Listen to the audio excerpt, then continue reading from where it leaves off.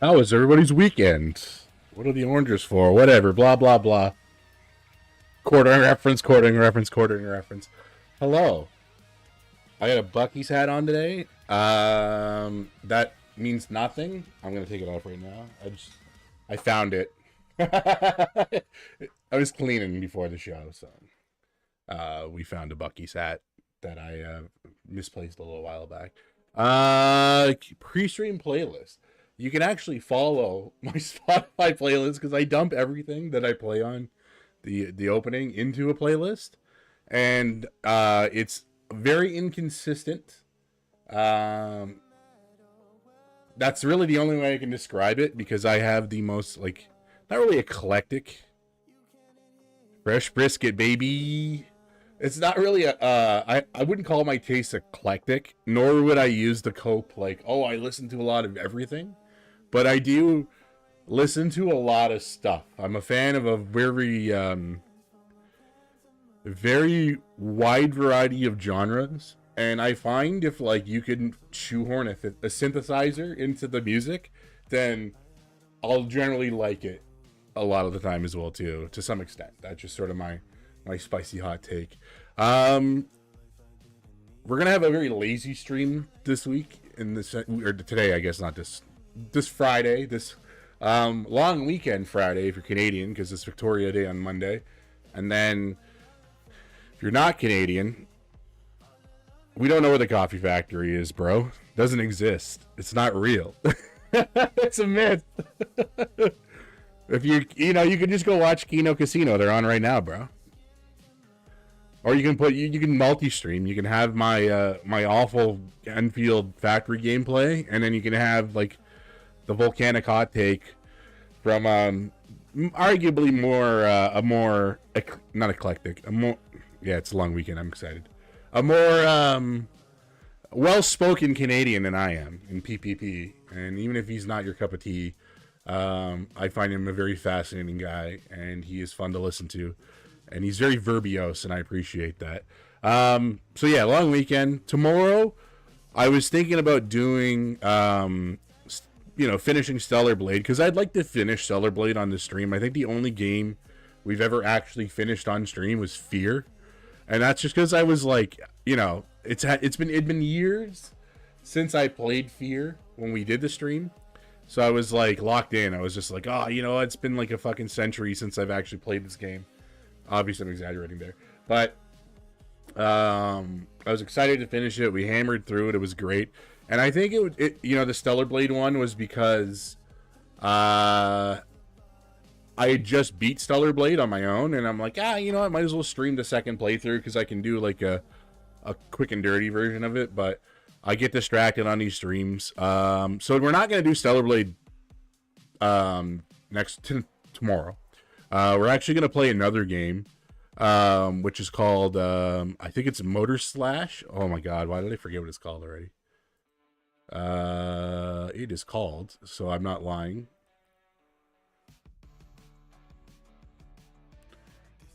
Motor Slice. I was very close. So Motor Slice. And the best way I can describe Motor Slice is it's Shadow of the Colossus with like a little bit of Prince of Persia style, like wall running and stuff like that, like the old school Prince of Persia. Well, not old school, but like PlayStation 2 era Prince of Persia, pre-Assassin's Creed Prince of Persia stuff. And if it was by a guy that's got some very obvious fetishes, from what I'm led to be told, is that there's a lot of it's not a gooner game, but there's a lot of fan service is the best way it's been described to me. So I feel like that's fitting for the channel, so we'll do that next weekend. The flag is the best part of the stream, and that's what, look at this beautiful thing. But yes, we're gonna play that, and then next weekend, there is no stream because I will be at Anime North, but there will be content if you follow my Instagram pages. So enjoy that. You'll see some dumb shit from me posted. I will be, I'll be posting on the normal Instagram page, and I will be posting. I have a photography page that's just called Leaf Leafson. You can follow that. There's nothing on it right now, but it is there. It does exist, and you can follow stuff on that, so you'll see that. So today we're just gonna play Endfield. I'm gonna yap while we play it, and then we're gonna play some more Neverness to Everness, NTE, or Anime Grand Theft Auto, if it's an easier way to describe it as that. And the reason I'm playing these two games is because I enjoy them, and that's what I was gonna be doing anyway if there was this stream. So fuck you. You just get to watch you play games, and that's really what it kind of comes down to. So if OBS will do its job and switch screens, there we go. We're in our middle menu here. So last we played Endfield in any capacity was, I think, about a week after it came up. And if you were there for that stream, then you remember this sort of like, green factory-esque aesthetic that you're seeing right now. All this shit. And 3 months, I guess 4 months. No, we'll say 3.5 months later, there's been not a ton of new content, but there has been new content. There's a whole new area. If you're at all fascinated with sort of the mock Factorio factory stuff, the new region, which is when you go to the map here and you click Wu Ling, which is our sci-fi China, and there's a new area here apparently in the last update on Thursday, which is why it's all fogged out. So maybe we'll check that out. But Wu Ling is sort of our fancy sci-fi China aesthetic, but like rural sci-fi China. If you're familiar at all with like if this game does interest you and you don't need to play the original Arknights, but one thing I think I did sort of yap about it previously, and you can see my absolute fucking nightmare of factory management here. Like, look at this shit. Look at all the water flow going on here. This is brutal. I like it works. It does what I need it to do. And so this is like our little main factory area here. This is the you have a central in all of the worlds. You're gonna have like your central AIC. the water, the liquid mechanics, I guess, fluid mechanics are sort of like the area exclusive thing. You have to basically play your way to, through some story stuff to get to China to do this. And then you get to experience the joy of fluid mechanics. Hold on, I got fucking too many keys when you're in this mode, and they simplified it too. And then yeah, so it's a lot of water, and then when you go to your sub areas, like when you go to the newer-ish region, which is Marker Stone, this one here, this little cardiac remediation station is what they call it. So you have your sub areas. So there's your main area, and then you get to do that. Yeah, that's sort of I agree with you on that. I love these types of games till it gets too big and forget what I was doing. That's sort of the problem with this. Like I'll regurgitate it again with this sort of like Genshin Plus mindset, is that like they, that's the nature, and that's the nature of live service games in general. Like, I guess I can't really like completely blame the MiHoYo fucking mindset for it, because there's like a ton of shit to do at all times, right? Like the key thing here is you have these forges of the sky, and you're making they call it Zeronite, which is sort of the key mechanic here. And then you're using different fluids. So we got we got a fucking toxic piss lake here. So we're pumping toxic piss lake into this like thingamajigger, and there's our toxic pee-pee. And then we got all sorts of other generic dusts coming in. And then now we're out of dust on this thing too. And this is the issue with this stuff too, is that like, unless you're really autistic, and I'm not that kind of autist, I guess is what it really comes down to, is you gotta kind of micromanage a lot of stuff when it comes to the, like, fully automating. So like, what happened here? Okay, we're like running out of dust, so it means I gotta find out what plant is pumping out dust. This one is. Okay, so what does that mean? Oh, we're at a cuprium. Oh, well, cuprium is a material that you have to manufacture. So then we got to go. Oh, fuck off, Windows. Got to go here, right? Oh, look, we're pumping cuprium through here, kind of like that, right? And then it's got waste, so you got to treat it. Oh, but you can pump the treatment back into the funny mixing machine and do that. So like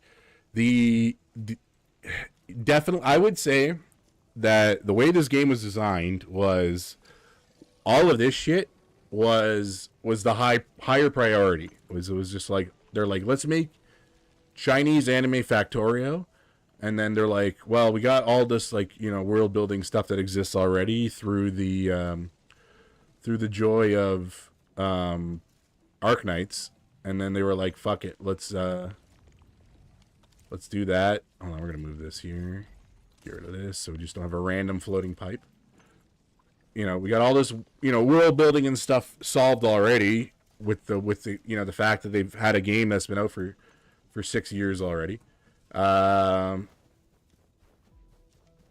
yeah, and so all they need to do is just like, take Factorio, slap a coat of Arknights paint on it, and then bada boom, bada bing, they're good to go. You know what? Let's go check out the new area. Fuck it. You get to explore with me. I don't like having, if I have the option to do it, I don't like having blank sections of the map. Let's kill these. Exploding.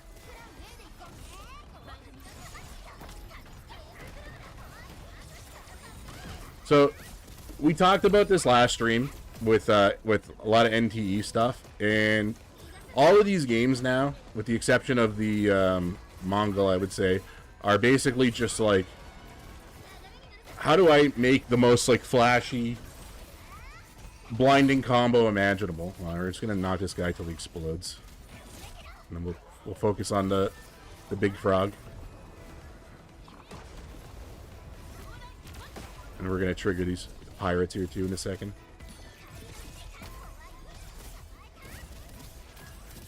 And that's basically your team building for the most part in this game. I find is like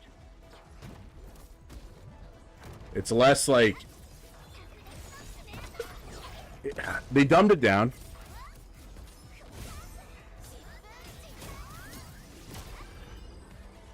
I think, yeah, you're right. It doesn't have anything on the complexity of Factorio. I think the more areas they add, so going down the road when we when we start unlocking more areas and stuff like that.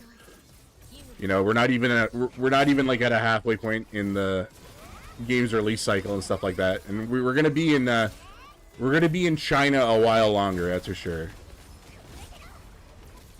But if you really want to play Factorio, you really want that complexity, you just play Factorio, right? Like that's just what it is. But I think it's like, excuse me, did I have a sip there? You want to have like, I don't know. I don't even know. I don't know where my thought was going. You would play Factorio, but I think with this, it's like, not to say that Factorio is too complex for me, but it's one of those things where it's just like, again, you gotta have a certain wavelength of autism to really be like a true Factorio enjoyer. And one, that's not me, because I'm not that kind of autist. I'm not a micromanager like that, kind of like that, right? Like it's like.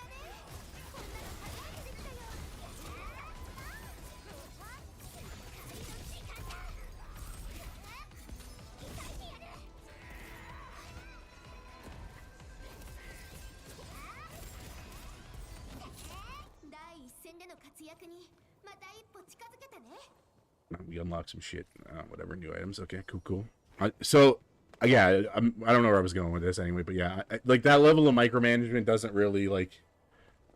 It doesn't get me off, you know.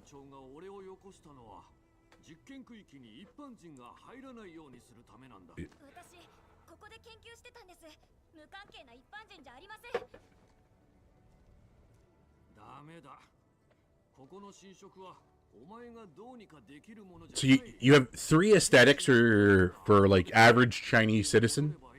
You have like red with exposed torso, which is supposed to be, I think, like students. Then you have like green man, like that, which are like the Tianxi, which are sort of like the warrior science class. They cover a lot of I'm not well versed in in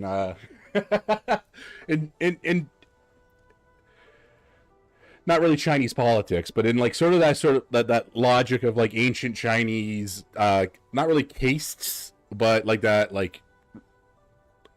tier. Case is the best way to describe it, I guess. We're gonna use it in this case. And then there's the pirates, like the guys that we killed there, and then there's a couple characters that are good guys.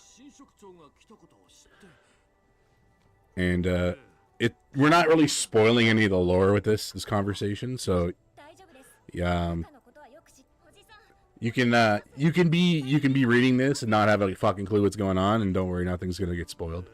A lot of big, exciting. If you care about the plot, we missed a lot of big, exciting stuff. So the core thing for, yeah, so she's a disciple. You see, a lot of like the core things for this game is you can see the stuff back here, this spooky blob, and to go along with like the fluid mechanics of the game, the piss water and the rain and using that to build.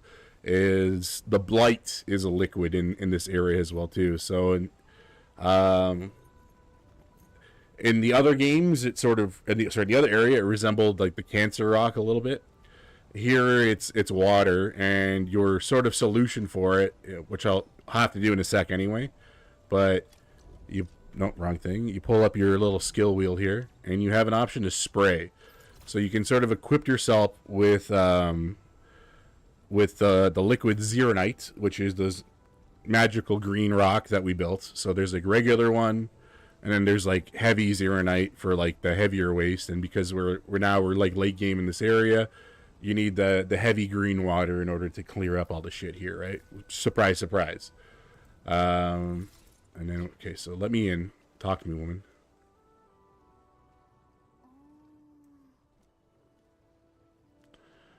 We need to take care of something. This is our self-insert, of course, which is not the doctor, as we know, as I talked about previously. Don't use him or her, depending on if you if you pick the female option. So we got to go rescue some people. Lu Lingzhang, eh?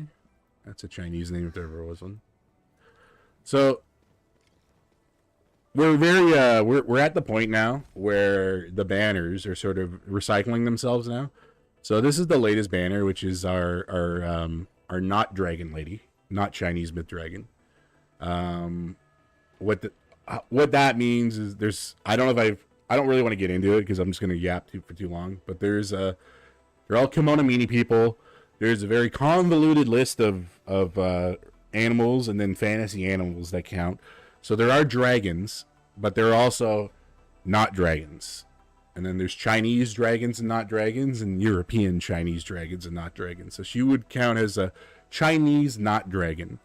But she can use her magic lightning powers and whatever. And then this banner, I think, has been going since like April 16th. So, and it's still got like 6 days left. So there hasn't really been anything new yet. And I don't think there's going to be like I haven't seen anything about like a new content drop or like a 1.3 update yet. So what they did is they dropped a banner for the previous limiteds, which are Gilberta, Leviathan, and not even two of the three. Sorry, what am I saying? Because there's more. As you can kind of see by my team lineup here. So we have Rossi, who is our Italian wolf girl, and then we have our Chinese pirate cat, and Tang Tang, who uses guns and has an eye patch, even though she doesn't need it apparently. But you know, you got to be a pirate, you got to have an eye patch. Much like every other game, all of these characters are retarded, but that's what we like, right? So, and then my team lineup right now, it's not really built around anything. It's just more like new character good. So we got Rossi in one. They don't really synergize too much, but what you can do is you can use Tang Tang's power. Which you might have seen me using earlier. You can use Tang Tang's power, summon these like little water tornadoes, and then with the water tornadoes, it triggers her ability. So when you use it on an enemy, it gives you an opportunity to kind of like, how do I describe it? You get a second hit in basically, which is nice, as long as enemies under some sort of status effect. And then hers, you can just shoot lightning. Doesn't stack with any of these. And then Akikuri is our sort of generic Vanguard character, which she exists so we can we'll max her out because I need to do that for my dailies. We use that for because she can force us to get our SP. So when you're like attacking, you can see down at the bottom here, because I don't have my face on screen, which is good. So you have your skills. Your skills cost energy. You normally, when you're in combat, you can see it over the health bar here. There's usually 3 banners. There are 3 little bars, and each one of those is your SP. So you can use special abilities as long as you have SP. You get SP for doing damage. You get SP for dodging effectively. And then when you have a Vanguard, it passively fills up your SP bar as well too. And then up here are your sort of special attacks, and those you get that bar fills up when you same thing, when you deal damage, you land special attacks, you dodge, etc., right? So let's negotiate with the watch guard man here. No, I want to go back to. All these games have different fucking switch options. Okay, let me in, bro. I want to go to a new area.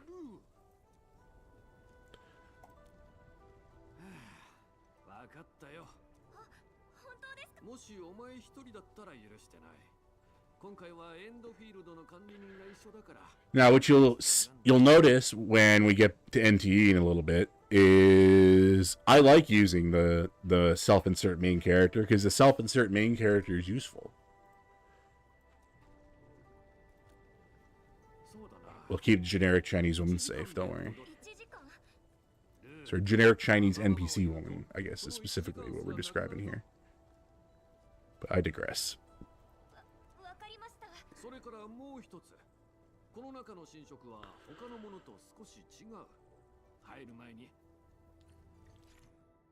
Yeah, so we got the super active blight. I don't know why I'm getting a tutorial for this now because we've already dealt with it. And there's an achievement for it as well, too. Oh. So when you pull up your little spray button here, so we use our liquid heavy.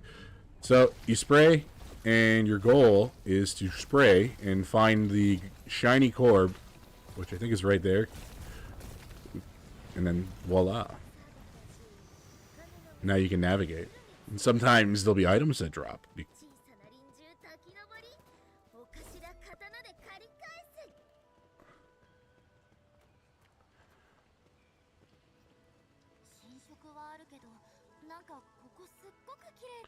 That's pretty.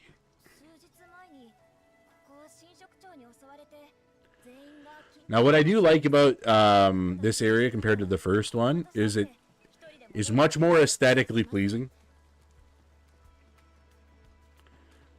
We're going to ignore your... As you can see, we got sort of our, you know, magical Chinese landscapes. Magical Chinese wildlife. Can't kill those guys, unfortunately. Some collectibles.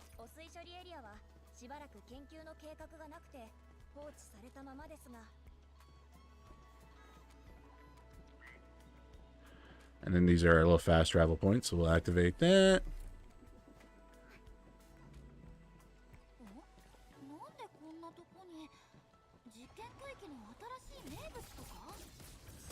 So you'll see what I mean here. So you drop that, her ability triggers, and then when you use Rossi's skill, you get that, and then you can time it so it does like a big hit, but we already killed the guy, so it doesn't matter.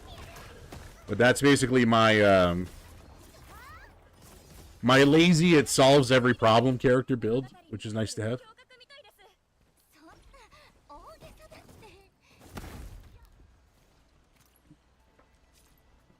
Get some loot. And there's some upgrade material here, so we'll steal all that.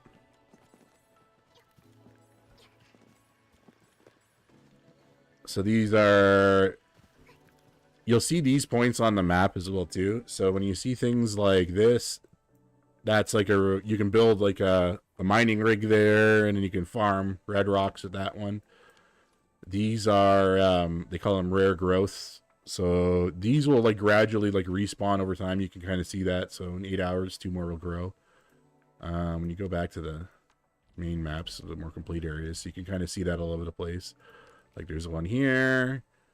This is for shit that you need for upgrading skills.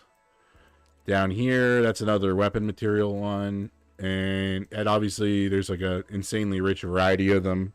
Some of them don't grow in this area. Some of them grow back in Valley 4. So early on, I'm at the point where I don't really need to, because one, I have all the characters I use maxed out, and two, it's been a month since we've had to like go and upgrade other characters and stuff like that, right? So it's like, this is all shit that I'm like, I got an abundance of. And then when you go back to the Dijang, which is your little satellite space station, one of the things you can do is you can grow certain materials here as well too. So you can like sacrifice one of them for 3 seeds and grow things there. So you do have like a steady supply of upgrade materials if you're smart about it. And that was sort of an early complaint that people had with the game, is that like upgrade materials did feel scarce. Because one, they were on a timer, and two, you had to like just constantly farm shit. And I would say that's pretty much par for the course with Arknights in general, to be honest with you. And then they had a couple events later on after the first couple updates where it got better as far as like having things and supplies of shit. I think this one we just got to get rid of the spray. Yep, we got a chest here.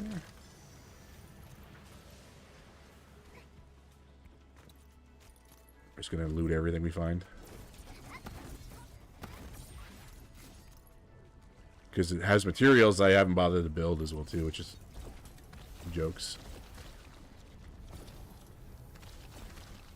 Give me the core.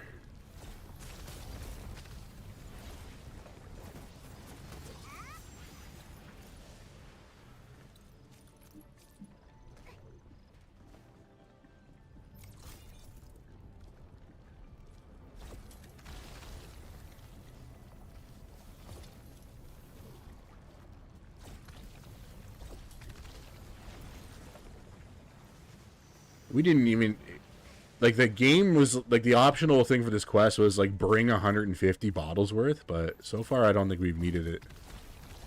We've been, pretty lucky, pretty sparing. And this is for unlocking that chest there.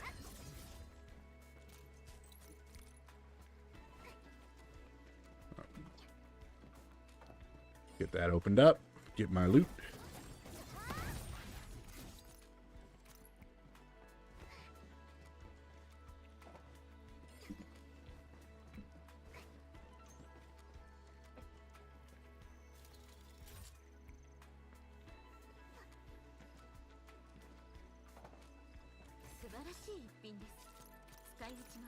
And the nice thing about chests and stuff like that is you get, you can see I got red rocks on that. So red rocks are, we talked about the roll currency here. So you have a few things you can gamble with in this game. We did a roll, we'll do another one on this banner here too, just because I have tickets that we can use, that I can burn through. So there are sort of like general use tickets. These are event-specific tickets. So for every banner, you get 10 of them. So you get 5 in the shop. When you go to the quota exchange, I believe it's under this one. Yeah. So down here, there's 5 that you can buy, and then if you log in 3 days in a row, then you get another 5. So we're only on day 2, so we only got 4. So we're due one more. This is sort of like the paid currency here, the regiometry. Only thing it's really good for right now is converting it into roll currency. So you can see I got like almost 2 rolls out of it. It's 5,000 per roll. And then here we're sitting at about 7. And then when we have the next full banner, because I maxed this one out, I get a free 10 attempt. So basically we're sitting at 7. I would say we got about 10 to whoever the next banner is, but again, we're like, this is 20 days. We probably won't hear anything about that until probably for like another 2 to 3 weeks when they drop another like big update. So we'll talk about that when we cross that bridge, but let's just do a fucking ticket burn. Why not? See if we get anything good from it. Nope, nothing.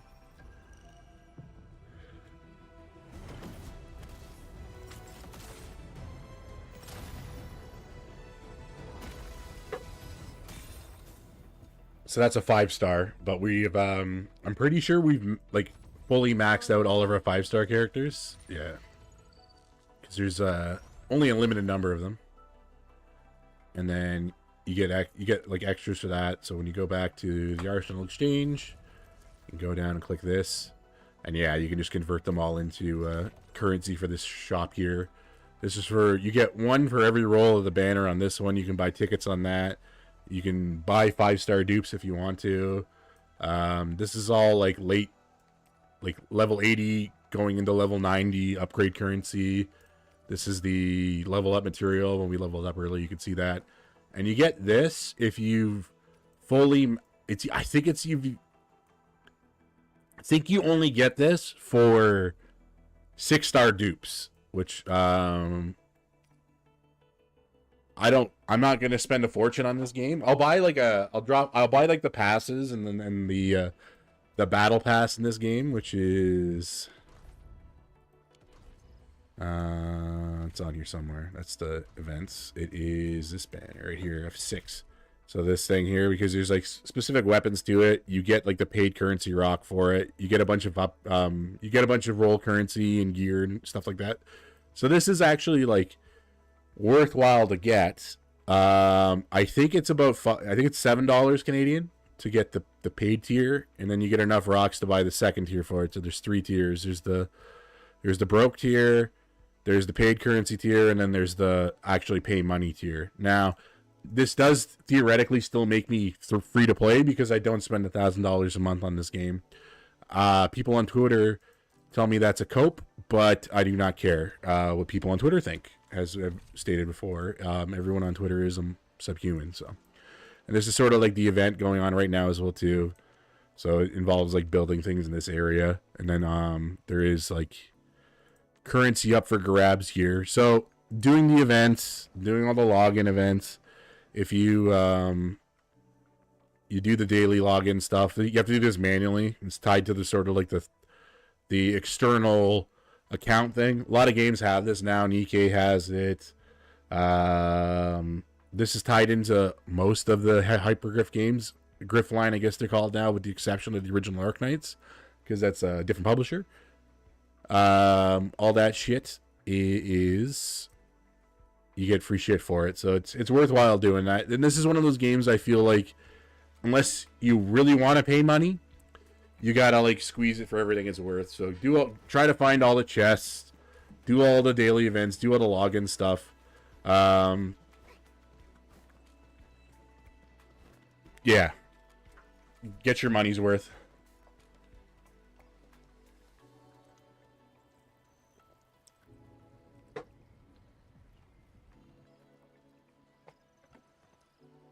That's a red tree.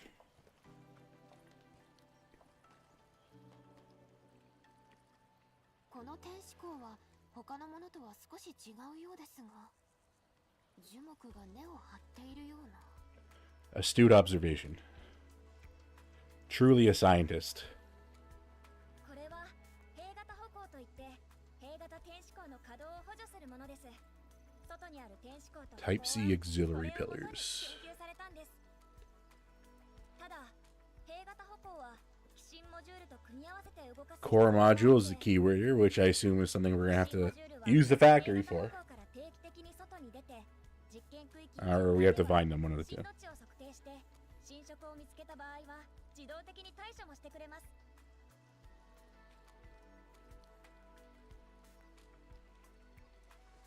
ほう、そんなこともで。そうなんです。でも先日震度以上の警告が届いて、位置情報もずっと処理しきれない侵食を見つけたか、それ以外で。Oh no, a task for us to do. つまり実験区域に入りたがっていたのはそのはい、ずっと研究を続けてきて、もう家族みたいなものなんです。これまで。We talked about it a little bit last time too, but like one of the key, I would say the big differences, and this was a big complaint for people that were like dyed in the wool Arknights people. Excuse me, I'm burping here, but I'm drinking alcohol right now, so gets the tumbly rumbling. Oh god. Tracks. Eliminating the barriers. でも今の震度値は普段の実験環境。そっか、それでそんな焦ってたんだね。Anyways, as what I was saying is a lot of the complaints about this game, story-wise and presentation-wise. So, one thing that I think the OG Arknights did really well, and this game benefits as a result, is it was very like world-building centric.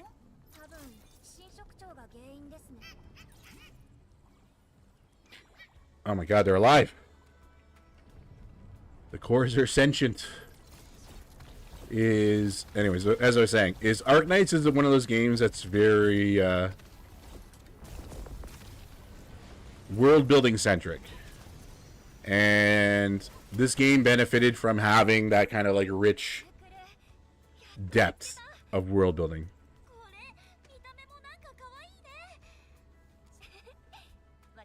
Blockhead, eh?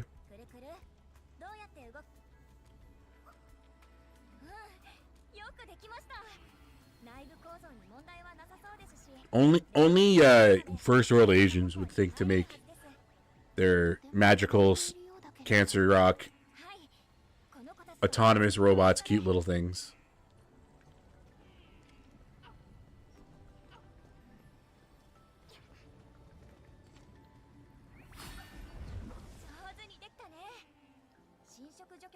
But yeah, the original Arknights had a rich world building to the point where like it I would say a good 80% of the event did not include or necessarily relate to the protagonist, which is the doctor, who is sort of your self-insert, your faceless science man that you're supposed to relate to, right? And there are events, not to say that he wasn't present, but like outside of the main story, which is, you know, you get 2 main story updates a year, and then you get a new event every 2 weeks, right? So it's just like there's a ratio of doctor present in events and doctor not present in events, right? So it's like focused on a lot of like secondary characters, focused on a lot of like events that are going on outside of like the main plot, and that doesn't exist really so much in this game, right? Because like even when we're not playing them right now, right? Like every time there's a cutscene, we get to see our administrator, right? Our little doctor man, our self-insert in this one. And guys, people didn't like that, and part of the reason is that it also gets us to a point where the game sort of does devolve a little bit into harem slop in a way, which I'm fine with, because that's the kind of guy I am, you know? I like my hordes of anime women wives. We're gonna run out of this shit in a sec. Oh, fuck. Maybe we did need to bring extra. Whatever. He can wait there until I decide I want to build more. Fucking guy. Where are we on this map? Okay, so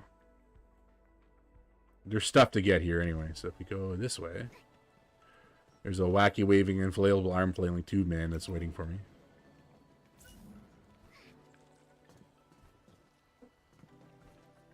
That needs my attention right now.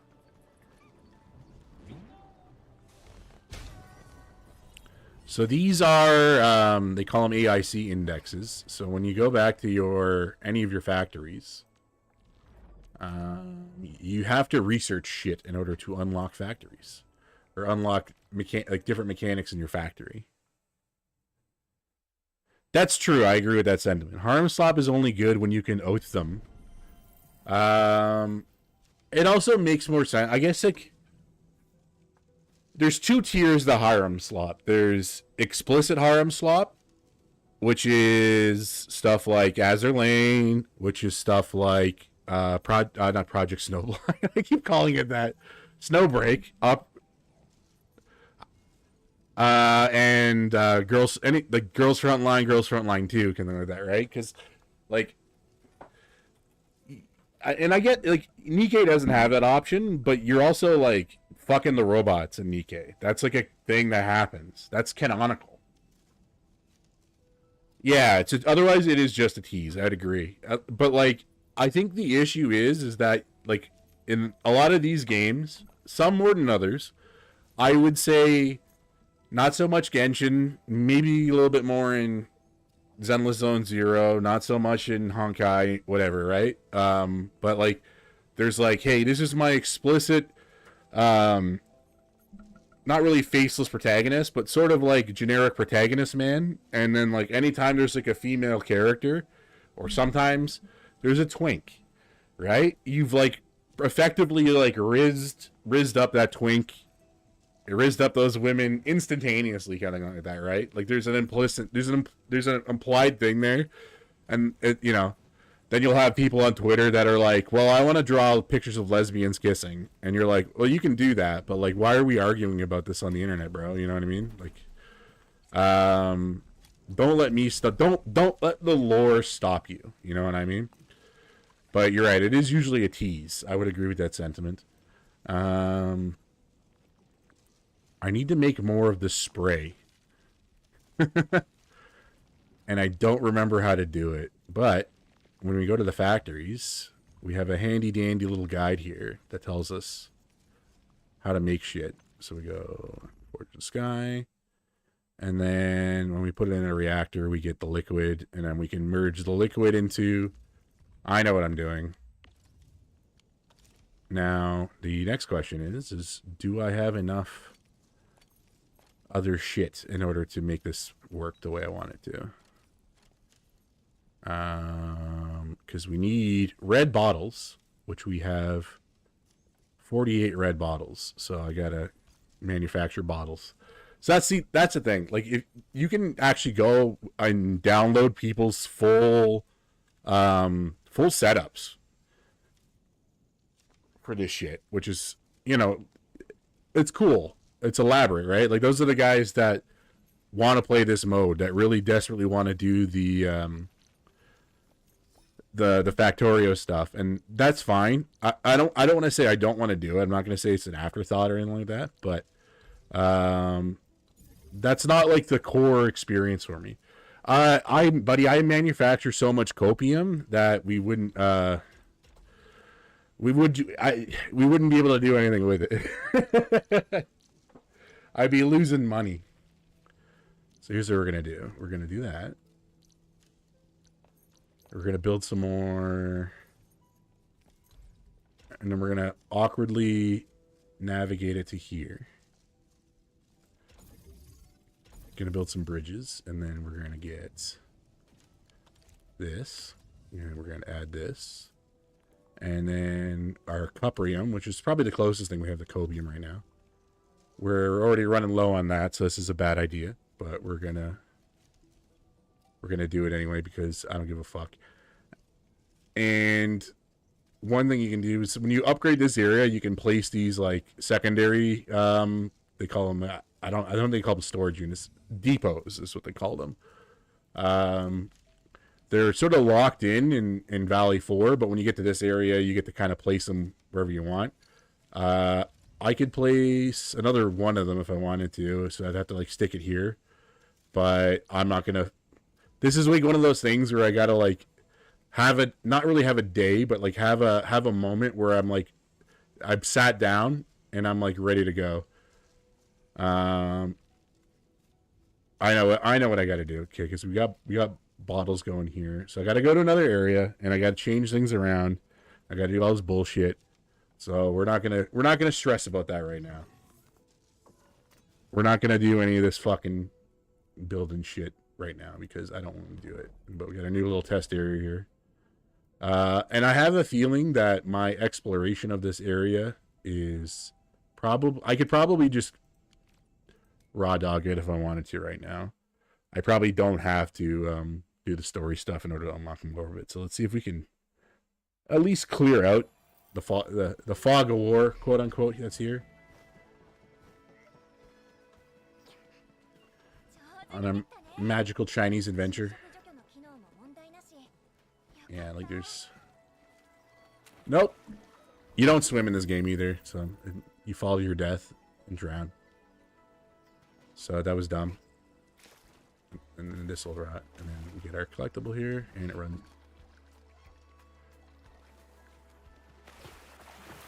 Oh, you can't come back here.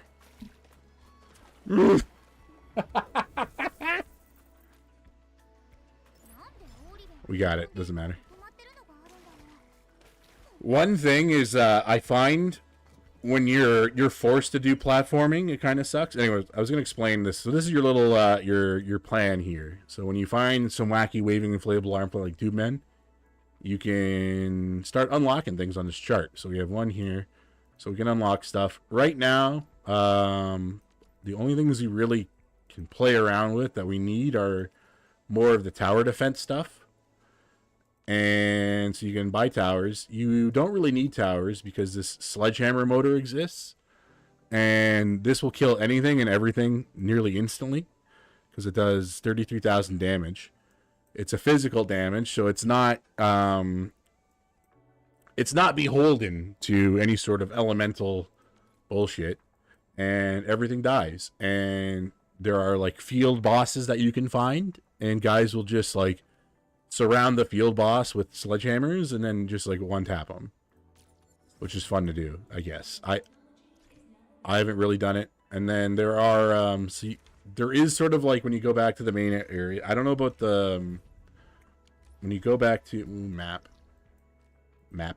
When you go back to, I think it's this one, Jingy Valley, like this area here, the Sky King Flats here, they have this like incursion.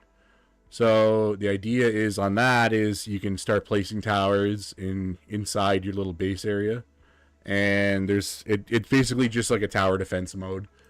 And then there's two routes. There's one where you can actually fight the enemies while you're doing the towers, and then there's another one that's you gotta let the towers do all the work.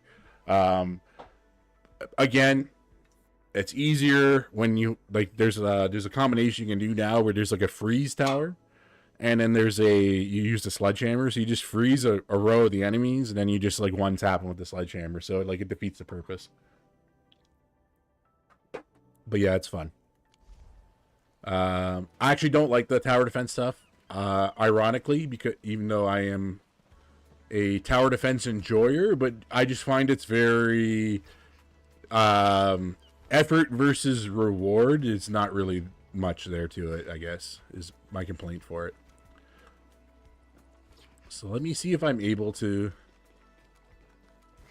at least, I can. Okay, so I go this way. No, everything's like water blocked. So I'm pretty sure that like I gotta progress the fucking story in order to do all the shit.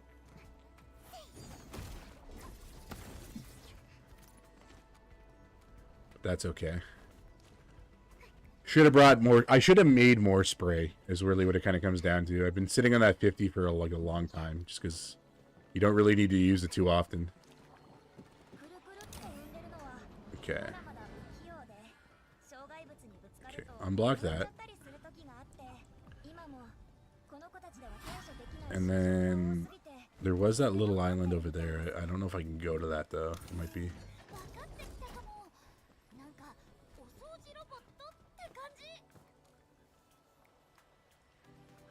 Yeah, we can't jump far enough to get to that. Fuck me. Ah, but there's lily pads. Hold on. There's still stuff to be done. There's still chests I can collect. There probably is a thinger of some sorts here that I can farm.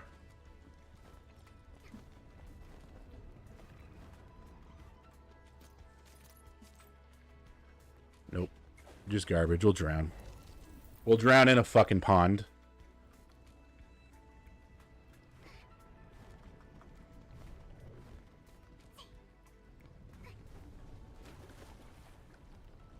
And we're gonna drown again. We're not gonna make it. Nope. Nope. Yeah, that's what I fucking thought. Now, at least we can swim in Neverness to Everness, even though it's kind of a shit mechanic, to be honest with you, the swimming stuff. That's something that they'll probably elaborate more on, you know, when the game's older than 3 weeks.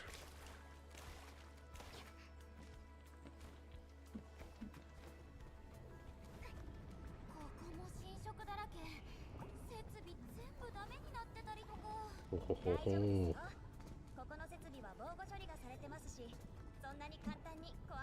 Yeah, we're gonna have to clear it. Fuck, okay, whatever. I'm gonna get blighted, get blighted, get blighted.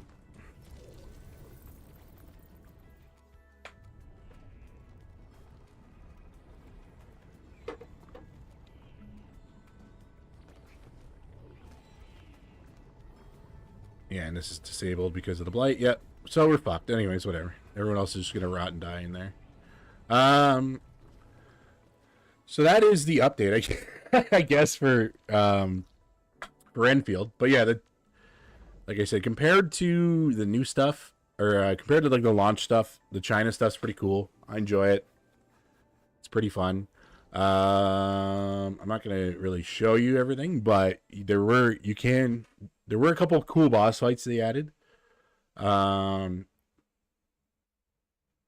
When it lets you go back here, I will pull up the screen that will let me show you the boss fights.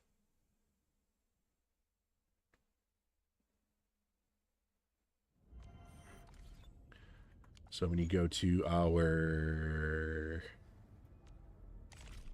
not the pass, that's the pass again. I'm hitting the wrong key. Not that either. F8s. Yeah, our dailies. This is all our daily shit.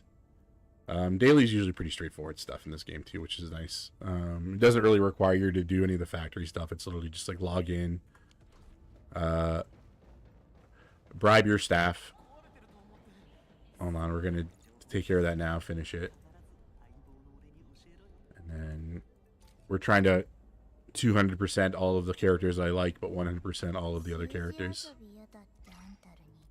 You can buy gifts with your variety of currency you get from building shit in the factories and stuff like that. But as I was saying, if you go to F8, please, thank you. Finish that, do all the dailies, yada yada. Get our 200 rocks. So if you go here, you go to this Re-Crisis tab, is you can fight all of the bosses. So these three here are the bosses to get through Valley 4, and then you get these two bosses here, the Neferith boss fight and the Rionri one. The Neferith one is pretty cool because it's a 2-phase one. So you fight her as a spooky monster lady, and then she turns into a dragon. And the dragon boss fight's pretty neat. It's got its own mechanics. And if you fuck up the mechanics, she can freeze time and does this like blink attack and stuff like that. It's pretty cool. It's a neat little set piece. I'm a big fan of like elaborate set piece boss fights. That stuff I enjoy immensely. And then obviously you got your generic like battles that are tied into to your sanity, which is the daily currency and stuff like that, right? The crisis drills, and you need all of these in order to farm your upgrade currency if you really are obligated to do so. But like I said, we're at the point now where like all my characters are basically, if they're not a 6-star, you know, you can go in and like we've double duped them many times over, and there's not really like a huge advantage for duplicate farming for a lot of these characters, because most of the stuff you get, like if we can expand it here, is a lot of it's just like artwork that you can display on your ship, and yeah, most of it isn't even like stat boosts and shit. So getting like a full 5 dupe maxed out character, it's basically just like cool, like I can show my bunny fan art and like that, right? And I think I have some dupes, like I think Leviathan I have like this artwork. I'm a big Ask fan, who's the artist who does this, because he also does a lot of Azur Lane stuff, and he does like all of the Richelieu class ships, so like John Bart, Richelieu, stuff like that. And he's got this very like watercolory, as you can kind of tell by this one, like it's like a lot of reds, a lot of like flowing colors.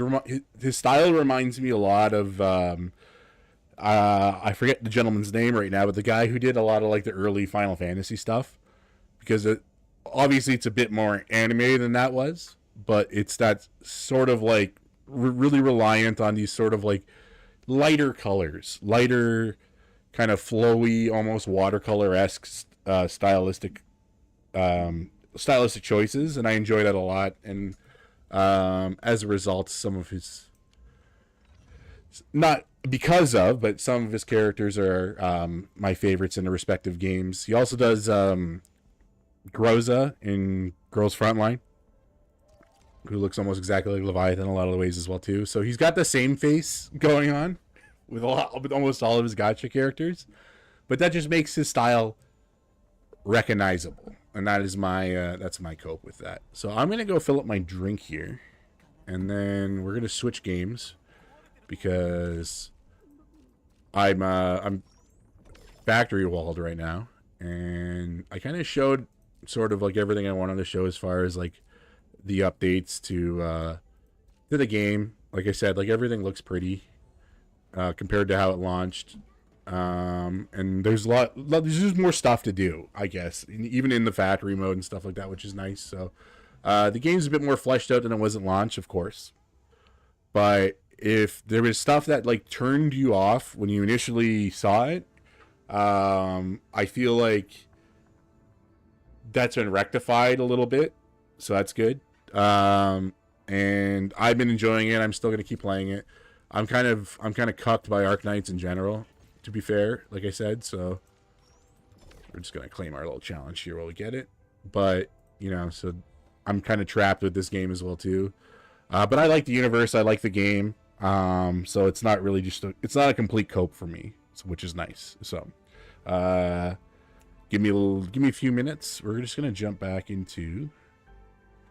I'll put you in the weight room because that's what I do. I'm gonna go get a drink. I'm gonna change games, and then we'll come back, and then we'll play some Never Nest Everness for an hour. There's been some updates. Well, there's been at least a new character, and we'll talk about new characters and shit like that when we get to that. So, yeah, give me a couple minutes, and I'll be right back.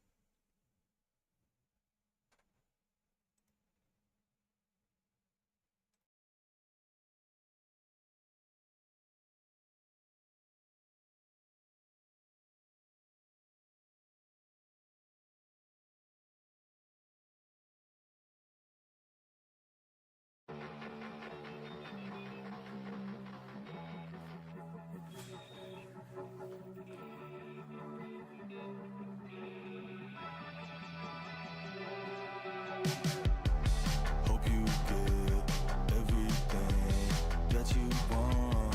It's so bad. I don't think anything can release me from the past. I'm a prisoner. You and I are similar. I'm a prisoner. You and I are similar. I'm a prisoner.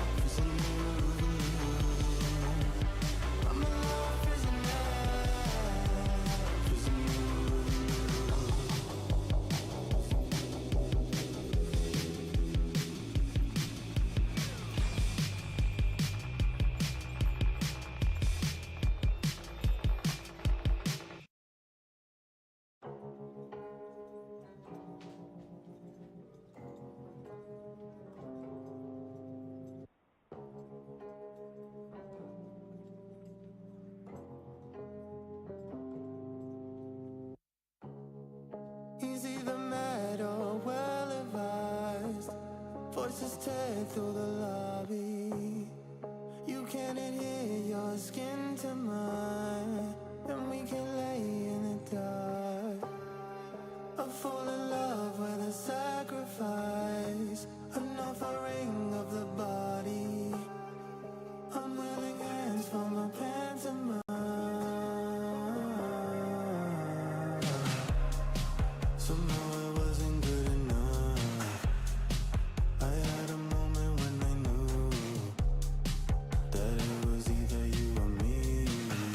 All right, I'm drinked up again. Okay, so talked about this last week. Played it. We're gonna play it some more because I got dailies to do. What has changed? Well, we got a new apartment. We got the two. There's two apartments you can. Well, I have two apartments now. There's 5 you can get, I believe. Hold on. How many apartments can you get in this game so far? So go to property. There are 5 of them. So we can get a villa. We can get $2 million condo. We can get an almost $1.5 million condo. And so we have our poverty apartment, and then we have our $1 million apartment, our lovely condo here. And the advantage of upgrading your condos is you can have more foids move in with you. Sensational. So we're cat girl maxing right now. As you can see, we got our Natalie and Mint in here.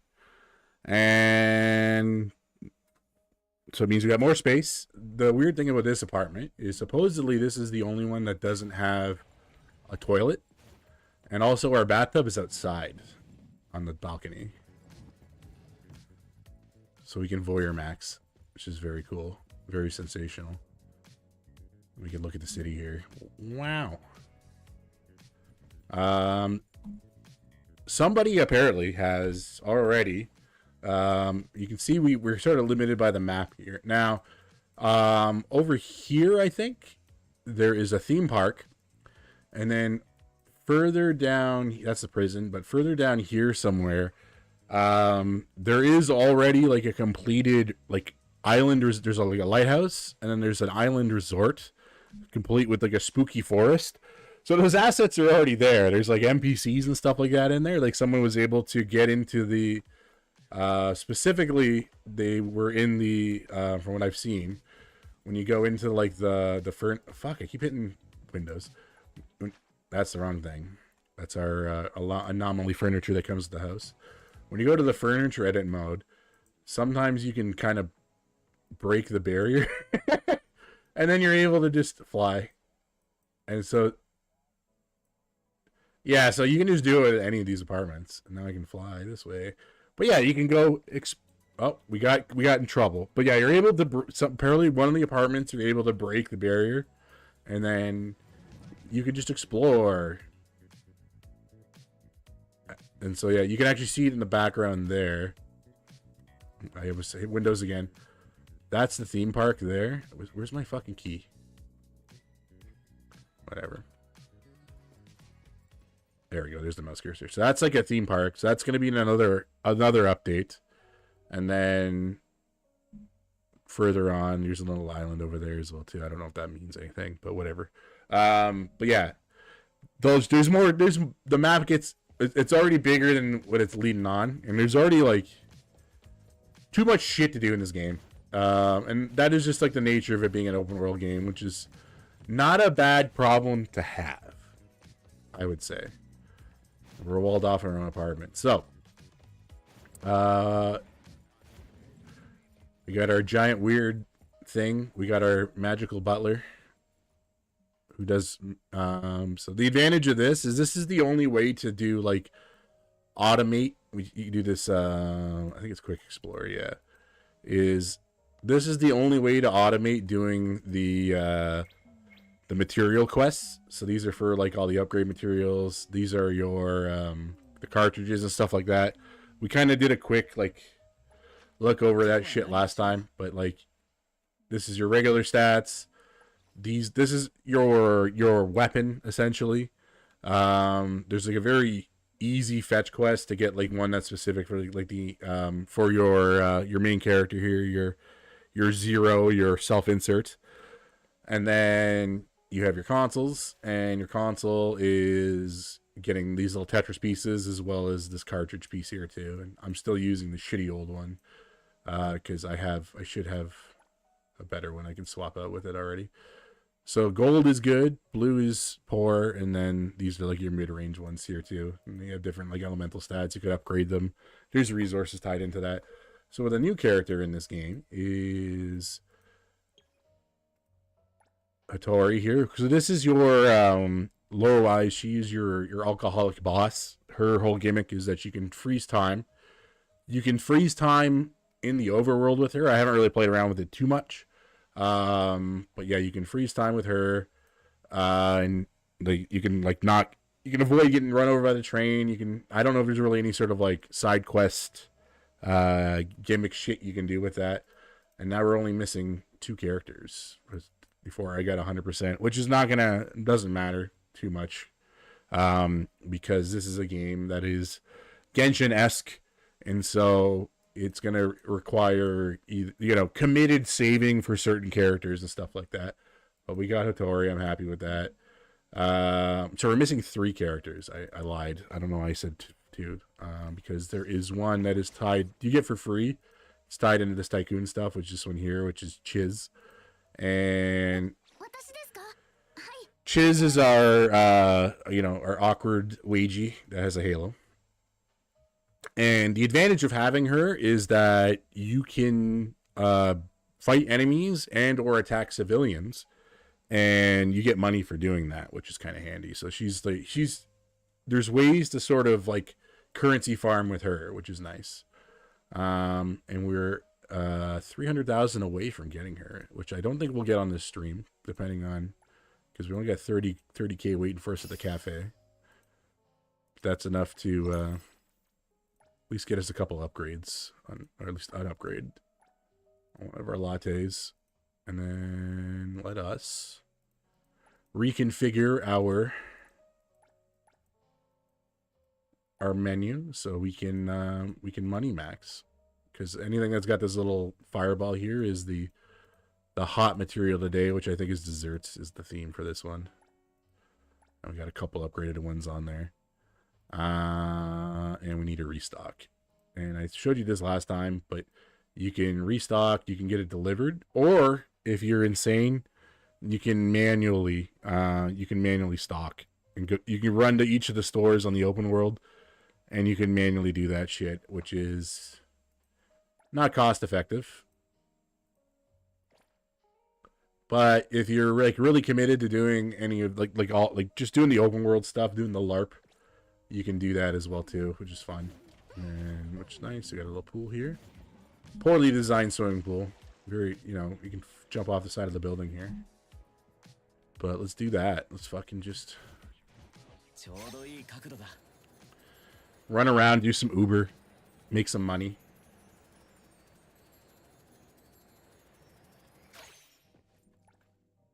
And then the dailies are pretty straightforward. We did most of them here. Log in, spend money, make money. Character pixels, your login, your daily currency. And again, we touched on it last time, but I'll kind of recap it here as well too. So you have 2 of them. This is your monthly, your weekly. That's for doing activities. So selling fish, driving Uber, driving a delivery truck, doing any of the kind of like the job stuff that it costs that. And then this is for doing any of like the currency farming, refighting boss fights, stuff like that. Like that's all pretty cool. That's all tied into that, and that recharges automatically, right? It's pretty straightforward shit. Now I don't know if I've we just gotta level up Hattori, okay. But we need ascension material, so we gotta fight bosses. But there was one boss I actually want to fight, and I don't remember which character has that material in question. I will fight the bird, why not? Okay. So this you get from fighting bosses. You can see it here. You can use them. You can use the selection boxes, which is just like leveling up bullshit. Or we can actually fight boss fights and stuff like that. Let's do that. It's more fun that way. And what's cool too is, like I said, you can find a lot of this shit just by exploring. Like this one I found on my own as well too. So this is a boss fight that is on top of it's like a bank building. And then there's like a whole set piece that goes along with it. But when you refight the boss, it's not as cool. Now there's a event going on right now under this tab, which is this companion event. So you get to pick one of the characters. We obviously picked Mint because we enjoy Mint here. And there's a bunch of like roll currency shit like that from doing it. And it's A lot of it's tied into doing daily stuff, or, you know, make a wish at the fountain, give her a gift, use her in a rabbit hole clearing, which is pretty straightforward. Go to the barefoot witch lady, get your divination, stuff like that. Get 8 enemies with her, and then there's like little time limited ones, like go on the anomaly, like do some of the stuff. What we will do one of these Pink Paws heists, which is sort of a mini game where you gotta rob a bank, which is it's fun-ish, but it is getting a big rework from what I understand, so it will be actually fun at some point, which is good, because I want it to be actually fun. So let's do a boss fight. Let's do a run of that, and then we will call it a night in that sense. Oh, let me fight the fucking boss.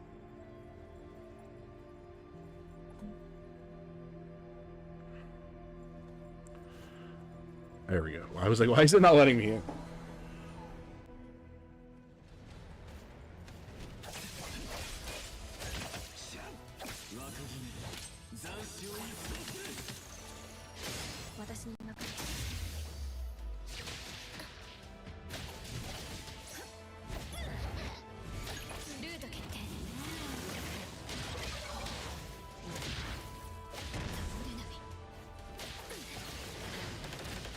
This is our one-wing angel lady who has a motorcycle that she fights with, which is kind of based.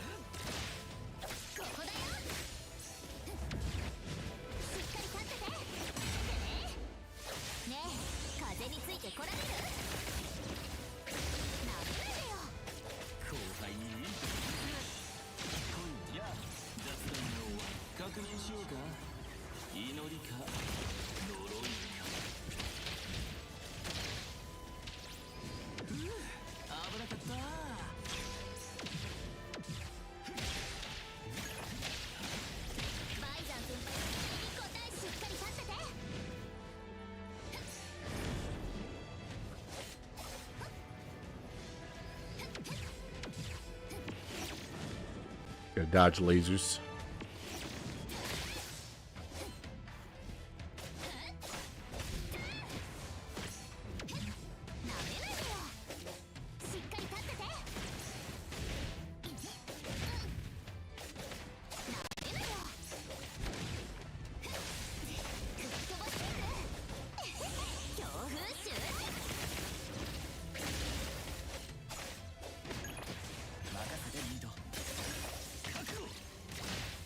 So now the boss is in these knockout stage, and then that bottom bar is gonna refill. But we'll fucking do a shit ton of damage beforehand as well too.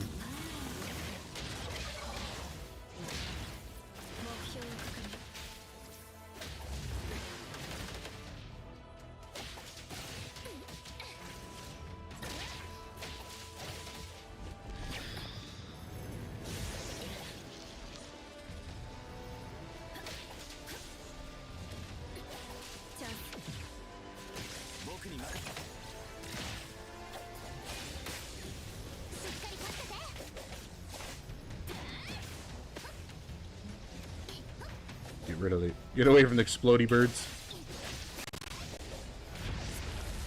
Mint died. That's probably not good.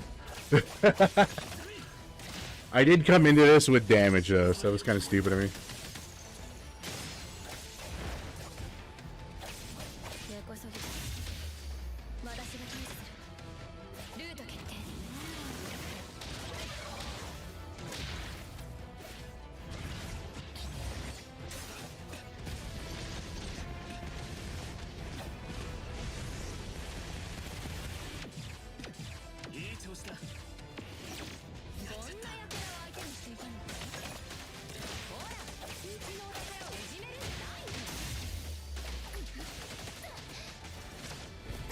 Oh yeah, and NPCs will join in the fight too, as you can see. Corey joined us.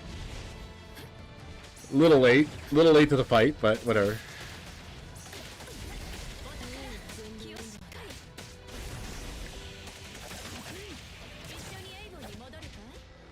Probably good because I just lost 2 people, but whatever. That's gonna be my cope, is that we weren't full health, bro.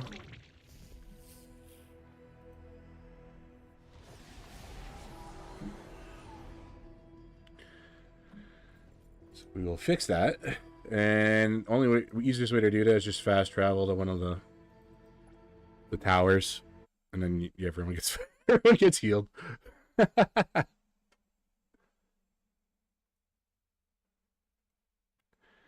Easy peasy. And voila.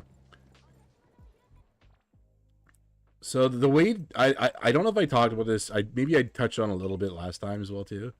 But I haven't really looked into like what is like the meta team setup and stuff like that. I know a lot of it is tied into characters I don't have, but when you go to the formation screen here, you can see that. So everyone's got these elements. You can see that they're linked together. So when you're do a special attack, finish a chain combo, whatever, with a character of a certain element, you'll see in that corner on that list of characters you have when you're out and about, it'll flash, and it lets you do sort of like a chain combo attack, which is pretty cool. And the idea is that you can only use that a combo with whoever is sort of like an adjacent element. So in like this case, it would be like if we started with Hathor here, who's the Lakshana. I can jump to our protagonist here, and then I can jump to Mint, and then I can jump to Baikang, and then kind of like run that back and forth and kind of get these like status effects and bonus hits and stuff like that in, which is pretty cool. And you can kind of run that with different. Now the bottom one here I think is Chaos. There's only one character that is a Chaos element one right now, which is Daffodil, whom I don't have.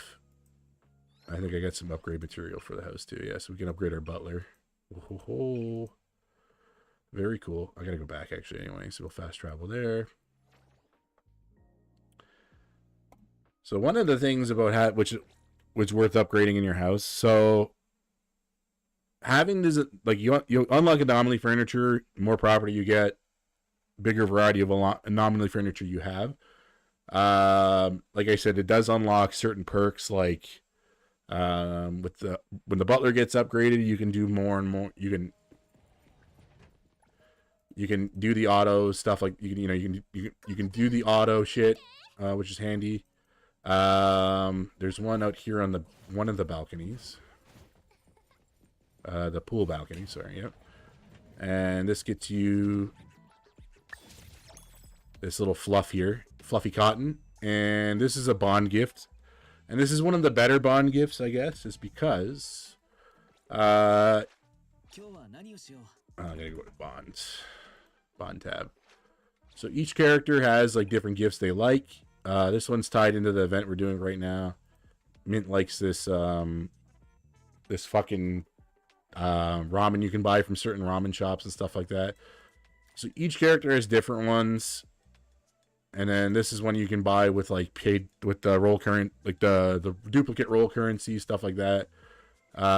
You can buy alcohol at bars, stuff. So some characters have shit that's really easy to get a hold of, and some characters have things like Mint, who her favorite thing is this fucking figure that you have to actually do like gacha rolls, not like the gambling gacha rolls, but like an actual gachapon machine roll to get, and it's a fucking pain in the ass. And Mint is the one that we're trying to max out, right? So it's like you can either give her a pittance, which is only 100 bond, and I think to max her out, it's something like 55,000 bond points to get to level 10. So that's it's no small amount. And one of these only gets you 2,000 as well too, which is kind of a bitch too, but whatever. So it's good to farm these as much as you can. You can upgrade that cloud and it gets you things more frequently. So I think I get one every 24 hours now, which is not the best rate, but it is a substantial improvement over one every 72 hours. So we'll hand that over. And I think we can at least get her another level. No, we can't today. Not today, no. Oh. Fucking 45. Oh, well, whatever. And you can give characters shit, and then there's an advantage of doing that as well too. So upgrading the bond level, we talked about it a little bit last time. We'll recap. It unlocks different rewards for different characters. These are the ones that you can date and take on dates. Higher level, you get more date opportunities. You get a specific outfit for them as well too. You can see it now when you're like invite them over to your house and stuff like that. So like where we are now, like Nanalie and Mint are wearing the that's like the date outfit there. But you can't play with her with that outfit until you unlock it, and so until you max out the bond and shit, which is a bit of a pain in the ass, but it is what it is. And then there's obviously resources for unlocking it. So spending pixels gets you this shit, which increases our max pixels, which is cool.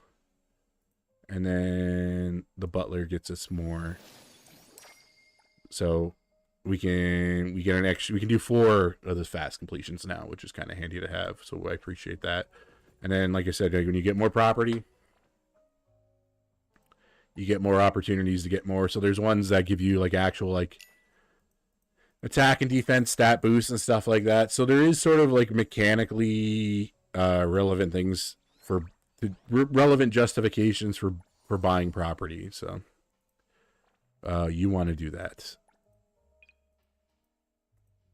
And these don't finish automatically, so we gotta manually do them, but we'll get our rewards for it.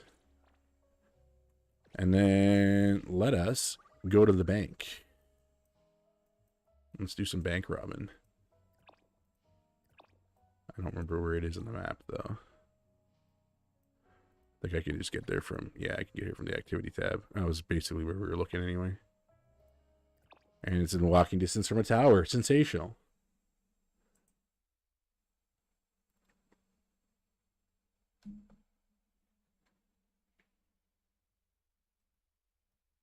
I'm still a little sick, which is really fucking annoying. But it's more just like a nasal drip now, as opposed to me just being like I was like full on sick when we streamed last week. So it's at least an improvement over our previous health concerns, quote unquote. So that's good. Yeah, we're literally right next to the building. I don't know why I bothered looking at the map.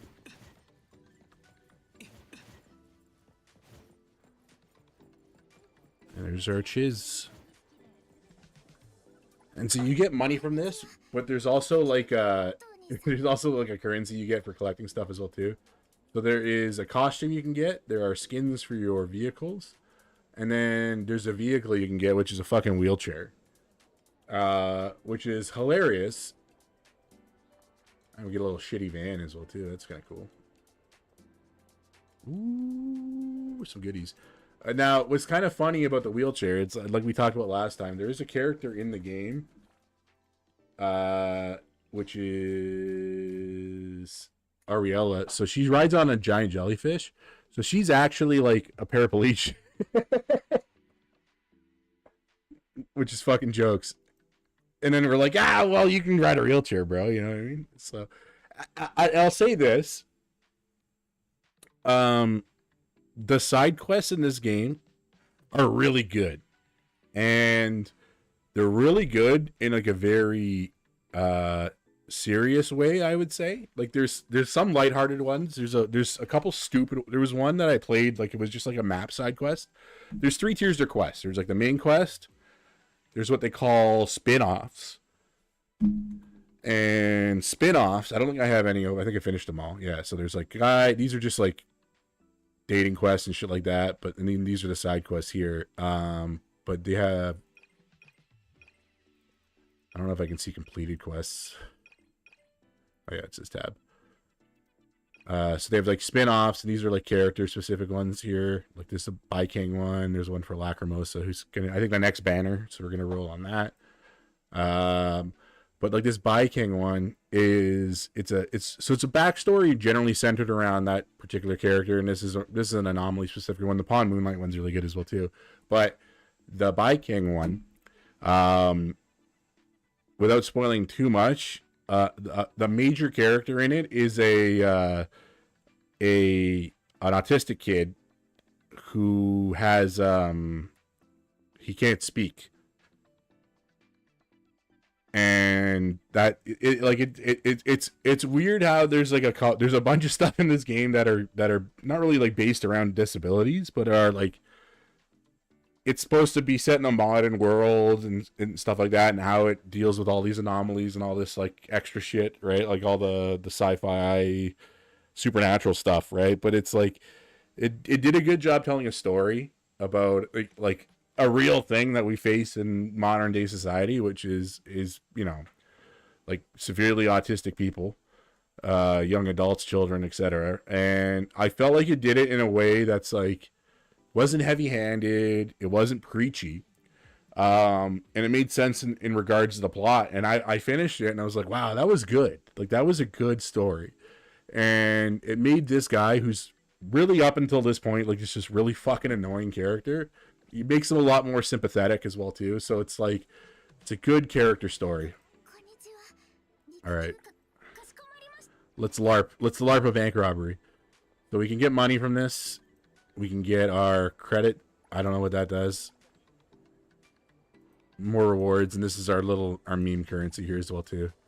So the idea is you go in. I think credits up. I probably could have upgraded, got more shit, but whatever. I've only done one of these. But so you're running around this bank. You're basically, we're gonna skip this story because it's very long, and you don't need. I'll give you an explanation as we go. So this is a multiplayer thing as well too, so you can actually do this with other people. In our little lobby here, but we're gonna run it solo because I don't have friends. No friends. So the idea is we got 12 minutes. And we want to break in, and we want to loot as much shit as we can. And there are enemies. There are obstacles in our way. We got a Rain Man coming after us here. So we'll kill him. Just fuck him. I think there's another one in this room as well, too. And then you can see there's, like, shit on the table. And we want to pick up all the loot we can. And there's vaults that you can find as well too, and you want to break into the vaults and you get more valuable shit. But it's basically just grab as much shit as you can and then get out before the time limit. And now in each area there's sort of like a little Nakapita statue. We'll take that.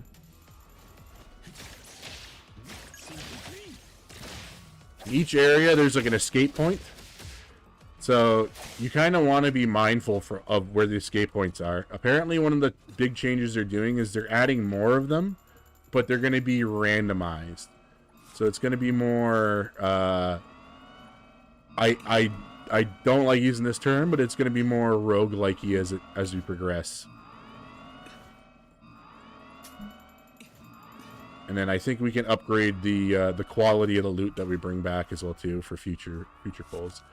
And you can find these cards, like that vault access card, because there's some doors that have like that need a key card to get in. And we will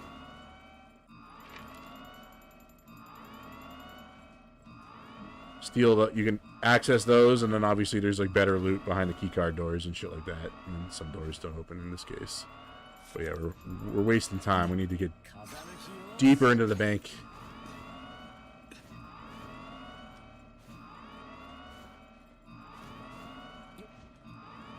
We've already wasted so much time. But if we find a vault door where that key card works on, that'd be pretty key-no. Ooh, what was that? Another card, nice. Okay, so I think we got everything we can from here. Now, there's a door behind the counter here that we gotta break through as well. So we'll crack that, and then we go deeper into the bank. And then the gold one's gonna drop some shit too.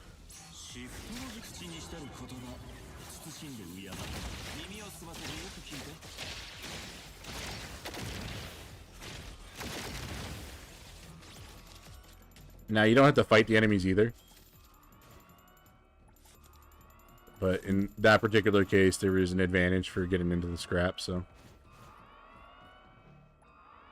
So we don't have the right pass for that one. Which sucks, but whatever. So we got passes, we don't got those passes. So we should take the regular elevator. And this is one of our escape points here, so we want to get back to that at some stage.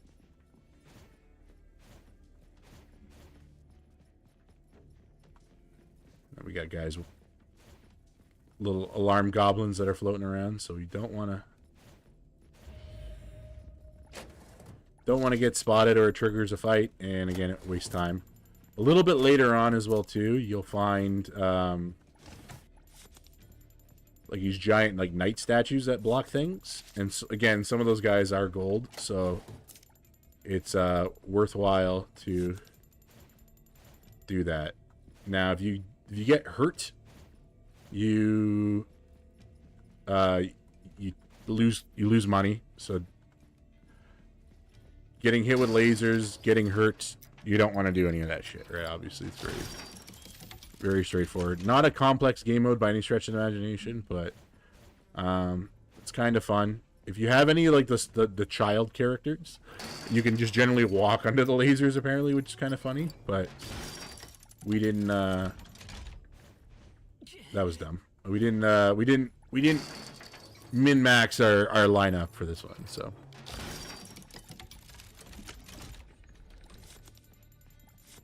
Alright, so we're at 130 of the points, which is good. 138. Now with these vaults, we can only pick one, so hopefully we pick the better, more valuable one of the two. Nope, we're getting away, bish.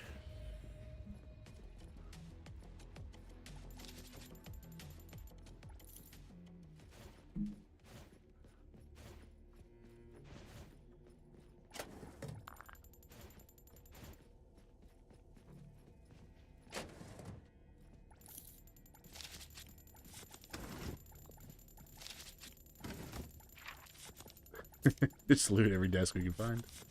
Oh, fuck.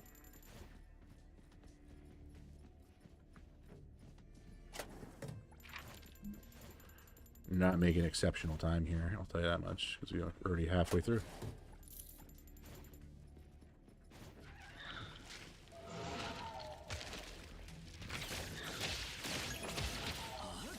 That guy's gold.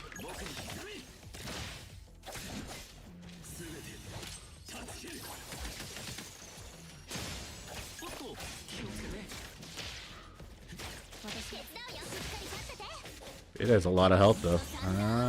We're already committed. We'll kill it. Fuck it.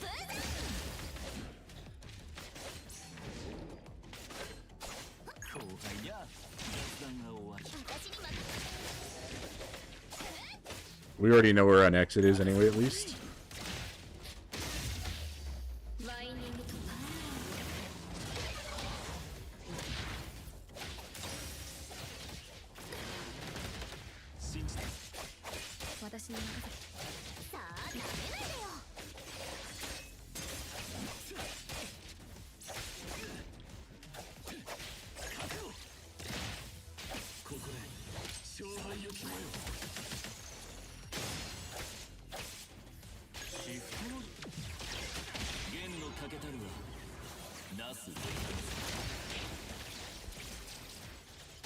Oh boy. Just gold stacks, I'll take it.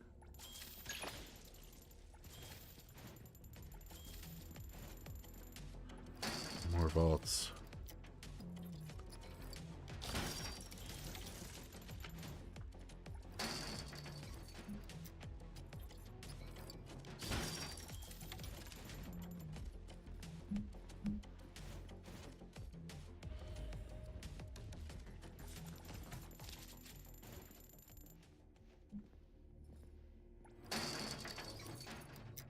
You got another exit here, so we won't go too far from here.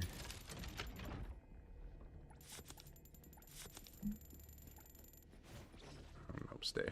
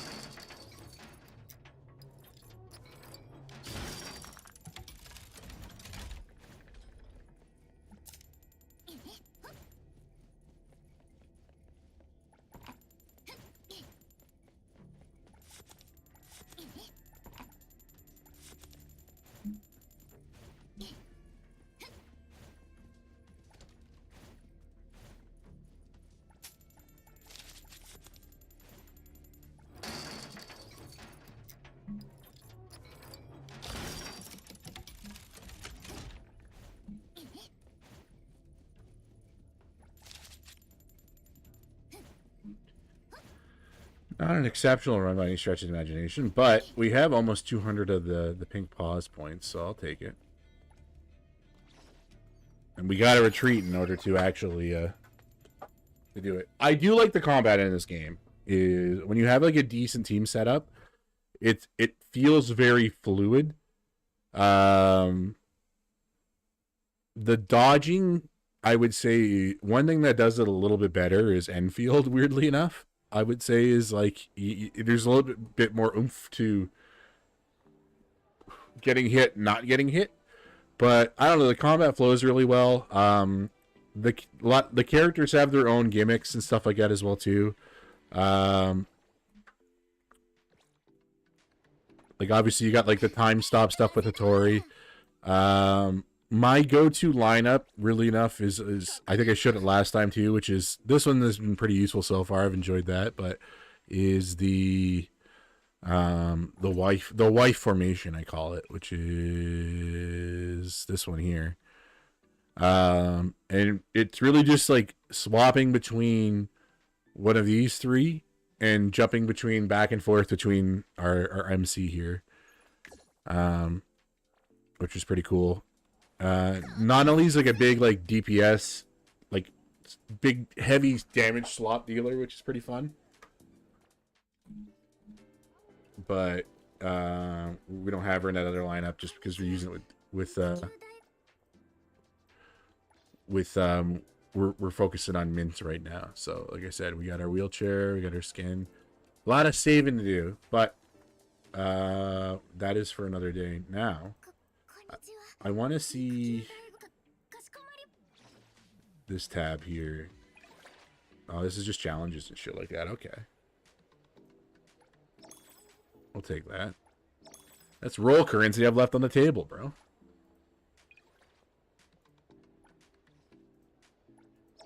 And then there's a richer variety of crap that we want to get. Unlock 30 items in the index. 40 items in the index. So we can see all the shit that we picked up here. Damn. Okay. 5-10 minutes. Solo run, 25 enemies. So there's like stuff to do, which is nice. That's good. Now, I don't know what the credits do. We have 710 of those. And obviously those are separate from the other loots. Because this seems like a development one, right? But I guess maybe there's like...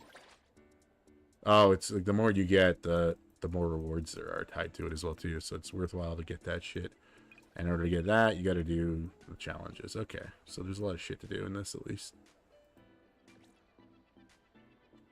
And that's cool.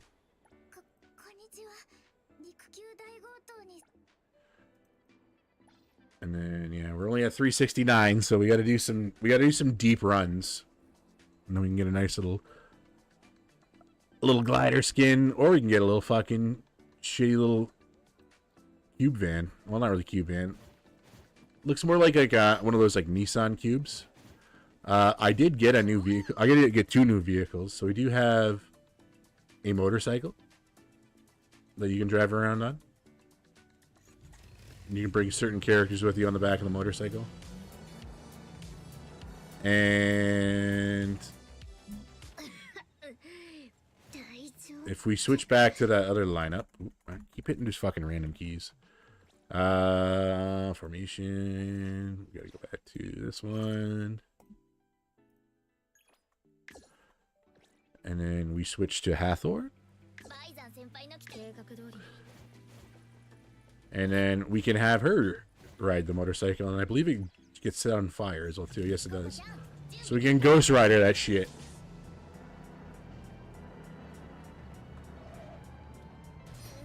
And turning on the motorcycle is a pain. We just literally got stuck there because it's not letting me back up. And then the other new vehicle we got is this guy here. There it is. My little boxy SUV, baby. And then you can have different passengers in that as well too. Hold on. I got an alert that there's a collectible. Also, there's a crime nearby. We gotta fight crime.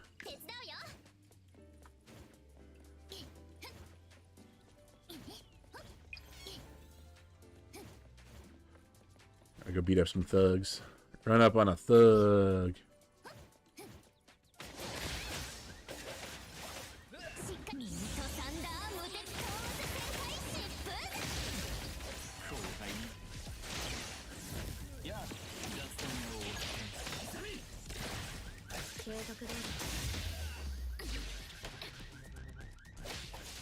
We got a durable thug here.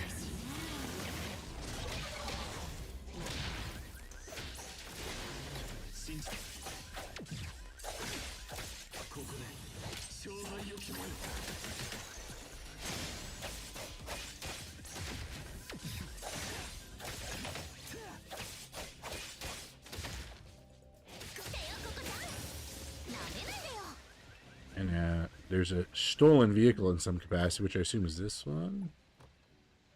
Yes, it is.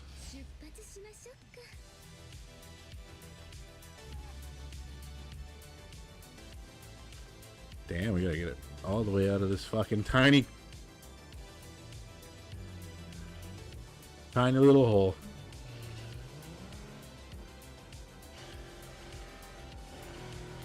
Our little beetle, or sorry, not a beetle. It's a Mini Cooper. Crash in front of the police station.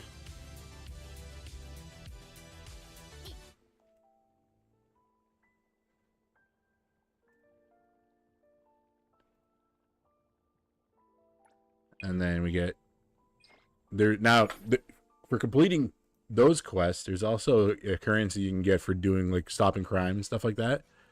And what do you know? There's a currency tied to that as well too. And this one is the good thing to get from this one is the this guy here, this patrol. So you can make your, if you have an enforcer, which is a little bit of a higher end vehicle. That one's over $1 million. You can paint it up in a livery, and I've unlocked a taxi livery for it too because I've done so many of the taxi jobs. Also, this is a police officer. Look at this guy. Protect and serve, bitch. He got his hand on his fucking piece. Also, you can go first person in this game, which is pretty cool too. You can drive in first person as well too. So if you do like let me respawn our motorcycle, you can crash in first person on the motorcycle.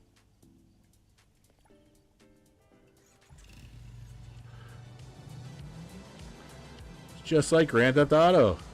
Wow.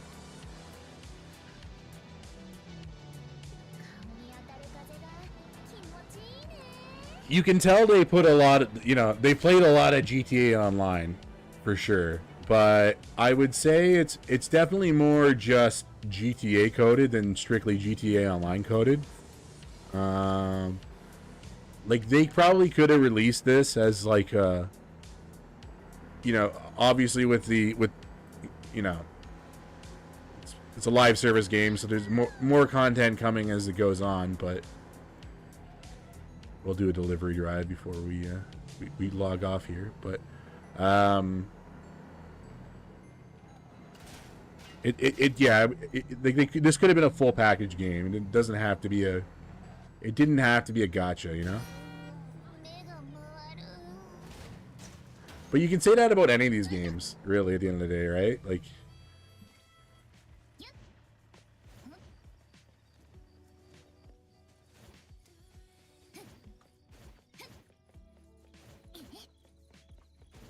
The reason why it's a gacha, the reason why it's a live service game is because there's money in live service games, right? And I'm not gonna deny someone's bag, but you know, there is a reason why people are tired of this shit, right? Like there's a fatigue in both, like, you know, the financial commitment to live service games. You know, we're living in an era now where it's like people, you got to be selective with how you spend money, right? Like we have a lot. I'm a broke wagey, I understand, right? I'm Canadian. Everything sucks here, but you know, if you're gonna make me pay for stuff in a not upfront capacity like this, right, where there's an opportunity, realistically, like you were that dedicated into getting a single character, right? Like people spend thousands of dollars on Genshin Impact, so it's just like if you're gonna want me to spend not thousands of dollars, but if you're gonna want me to spend any money, right, then you got to make it worth my while. But it's like, you know, there's the nature of live service games right now, and it's sort of like one of those things where a lot of them have like finite lifespans, right? Like, and that's the whole point of Stop Killing Games, is that, like, you know, making your game a live service game is a financial decision on your part, on the developer's part, right? In a time when you know, like, attention and money is a currency, and it's a very limited currency to go around for a lot of people. It's a risky play. And like I said, there's another gacha game coming out later this year that's also, you know, GTA coded as fuck, right? So it's like you're clawing for every dollar you can get, I think, at the end of the day. And it's a risky play. It's a risky play, and you gotta make it. You gotta make your game good. You gotta make your game something that people want to put money into. And I want to be able to play this long after it's done. You know what I mean? Like, I'm gonna be very upset if I'm not able to, like, log back into my Azure Lane account when it closes, right? So, and we're at a point now where that game is currently about to hit its 9th anniversary, which is fucking, not for global, but for the Chinese market. So 8th anniversary for global, 9th anniversary for that. Girls Frontline's 10. You know, Fate Grand Order is going to be 11 this year. Like, you know, a lot of these games have longevity, and with longevity means fat pockets for the devs. But, you know, something like, at least in the case of something like Girls Frontline, like the spin-off game that was a gacha, Project Neural Cloud, like, that's done. But I can still log in and play it. You know what I mean? Like, it's still available to me. And I think in the case of that one, where it's sort of still tied into a multi-game series, like, that one's not going to go anywhere. But it's just like, what are the chances of this one making it 3 years and then getting shut down, right? Like, I'm rambling right now. This is an 11 o'clock ramble with no end, but, like, it's one of those things where it's like, again, like, you know, they put like 5 years of development into this game, and like, the idea that 5 years they can just at any time just be like, yeah, sorry, you know, I know you had fun with it, but we're going to take away your access to it now, is an alarming thing for me. And I hope that's a trend in these fucking games, that stops being a thing. And hopefully, you know, you know, maybe even if the stop killing games things fails as far as being a legal thing, even if that's the case, I think that should be a trend in the industry. If you're making a live service game, like having an end goal for it and having it as like a consumer product. And there are gacha games like I can go on Steam right now and download Mega Man X Dive, which was a gacha game. It was a live service game. It was a game that shut down, and I can play for $20. I can get like basically 99% of the content. The only content that's not available in like the package version of the game is the collaboration stuff, and that's like fair enough. Even though they collaborated with their own, it was another Capcom product they collaborated with, right? But even then, like you're like, okay, yeah, that I can stomach not having, right? That doesn't change. Like I got the core experience of the game available to me, so that's my yap. One of the last things I want to point out here is you can, in all these games, obviously, you can change the time, but you can unlock weather, so I can make it snow. No, it's not snowing. Why you don't snow? Oh, now it's snowing. Okay. In order to unlock that option, you got to go through a side quest, and you know, me being sick and stuff like that this week made me a little woman coded, to quote a female coded, sorry, to quote a deadbeat live streamer. And you have to do this little side quest where you meet this guy named Puff the Snowman. And I knew it was, like the way the dialogue was going, I knew exactly what was going to happen. I'm not going to say what's going to happen, but you can probably guess. But like, I was fucking in tears. Like I was actually crying by the end of that quest. And I'm fucking mad that I cried over a fucking snowman. Fucking open world gacha game. So that was the thing. So they do a good job with the side quest stuff. This is a good game. Don't listen to Tectone. Don't listen to fucking Iron Lung. You know, the AI stuff was the whole AI drama was forced. It's a fun game. I'm not getting paid to say that, so I'm not getting paid to do shit. This cost me money to fucking play this game, but I enjoy it immensely, and it's fun. And I like it, and I like doing all the dumb side stuff. I like driving the Uber. I like doing the deliveries, and I like the story. And I'm excited to see where this is going. And I will be very disappointed if this game force closes on me early. So we're gonna call it there.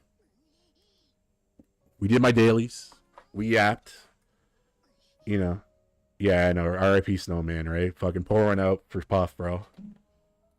He was a real one. He gave me the option to make it snow in the summer. He was a real hero, giving me full access to the game mechanics.